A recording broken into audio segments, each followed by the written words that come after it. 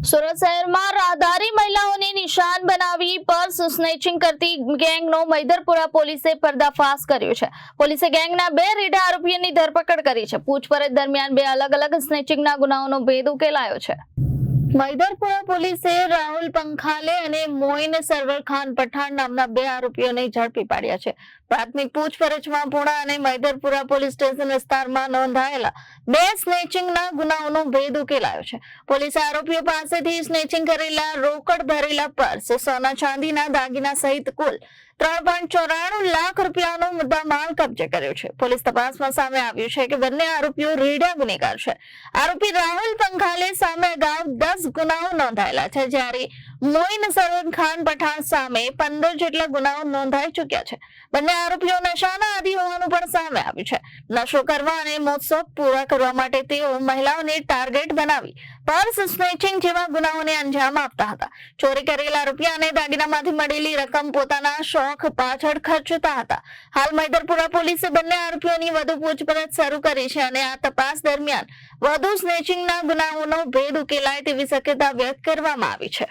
जी sir, snatching करती है कि गैंग झड़पी पड़ी है, आरोपी झड़पा है, कई हकीकत से जी 11 जुलाई की तारीख को महिदरपुरा पुलिस स्टेशन विस्तार में एक बनाव बना था, जिसमें कि 1-2 महिलाएं जो घोटालाबाड़ी से लाल दरवाज़ा की तरफ जा रही थी 2 व्हीलर पे। तो ये जो 2 लड़के हैं वो 2 व्हीलर पे आते हैं और एक महिला जो पीछे बैठी हुई थी उनके हाथ से पर्स स्नैच करके आगे भाग जाते हैं।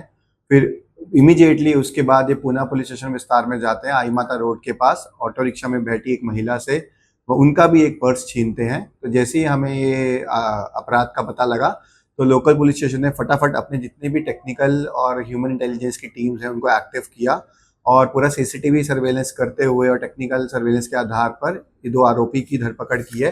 जिसमें से पहले आरोपी का पूरा नाम है राहुल प्रवीण भाई, 26 साल का है, मजदूरी का काम करता है और यही सूरत का रहने वाला है। और जो दूसरा आरोपी है उसका पूरा नाम है मोइन खान उर्फे मोइन बोबड़ा, वो भी 22 साल का है, मजदूरी का काम करता है और उसका मूल गांव जलवाड़ महाराष्ट्र में है।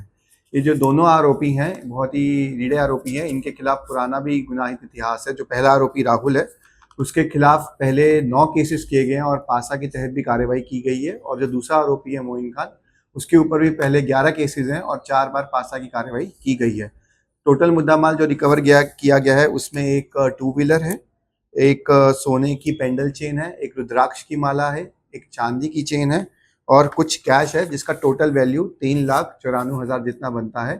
ये जो आरोपी हमने पकड़े हैं इनसे क्रॉस क्वेश्चनिंग की जा रही है और आगे किस किस प्रकार का गुना इन्होंने किया है और इनके साथी कौन है जो कहीं और ऑपरेट कर रहे हैं, ताकि हम और इन्फॉर्मेशन निकलवा के अगर कहीं और भी इस प्रकार का गुना किया जा रहा है उस पर हम कार्रवाई कर पाए। सर इसके कुछ विशेष एमओ रहती थी या कोई भी ऐसे? जी, इनके जो अभी 2 गुने मैंने मेंशन किए हैं उसके हिसाब से ये जो टारगेट करते थे वो जो महिलाएं हैं उनको करते थे और महिलाएं जो मूवमेंट में होती हैं, जैसे फॉर एग्जांपल कि जैसे मैंने बताया कि 2 व्हीलर पे महिलाएं जा रही थी तो उन्होंने देखा कि एक महिला ने जो अपना पर्स है वो थोड़ा लाइटली पकड़ा हुआ है, उनका ग्रिप इतना स्ट्रांग नहीं था, तो उन्होंने चलते बाइक में ही पर्स का स्नैचिंग किया। सिमिलरली जो ऑटो रिक्शा में भी है वो चलते ऑटो रिक्शा में उन्होंने देखा कि महिला ने जो पर्स है वो अपने पास रखा हुआ है, उसको अच्छे से ग्रिप नहीं किया हुआ। तो इनका एमओ यही रहता है कि महिलाएं को टारगेट करके जिनका पर्स है, ताकि उसमें पर्स में जितना भी कीमती सामान है सोना चांदी का या फिर कुछ और गहने वगैरह उसका चोरी कर सके। सर ऐसे जो स्नैचिंग होती है, जब ये लोग ज्यादातर जो महिलाएं बाइक पे मोटर पे चलते हैं उसमें चलते हैं, तो उसमें कोई अकस्मात का और ऐसा कोई? ये दोनों इंसिडेंट्स जो मैंने मेंशन किए हैं उसमें किसी भी प्रकार का अकस्मात नहीं हुआ, क्योंकि इनका टारगेट ही वो रहता है कि जो महिलाओं ने पर्स को पकड़ा अच्छे से नहीं हुआ है।